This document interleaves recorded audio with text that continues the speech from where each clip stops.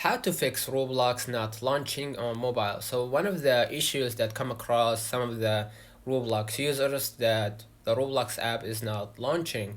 So one of the issues of that is probably a connection issue. So if we swiped up and saw that you are using Wi-Fi, probably your Wi-Fi network probably weak. So you will need to switch it up to a 5G, or probably you should use a cellular data, and that should fix the problem. If it didn't, what you gotta do, you gotta just go back to your screen and just go ahead and hold the app right here, and you're gonna see three options. Just go ahead into deleting the app and just continue into deleting. That will force the Roblox app to delete some of the unnecessary storage, but it will keep its document and data that are important to you, but it will delete some of the maybe chats, games that you played and whatnot.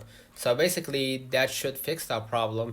And if it didn't, what you're gonna do, you're gonna just go back to your screen, just go ahead to your settings. In the settings, what I'm gonna do, I'm gonna just go ahead to the general. In the general, I'm gonna just go ahead to transfer or reset iPhone, and I'm gonna just click reset. So what I'm gonna do, I'm gonna just go ahead reset all settings, and it will basically turn all the settings that you actually use inside the iPhone into the default. So that should fix that problem, and it will, of course, restart once again in your iPhone, and you'll be able to use it and download Roblox, and probably you won't face that problem. Let me know in the comments if this video helped you.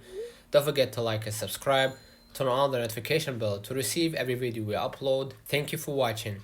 See you in the next one.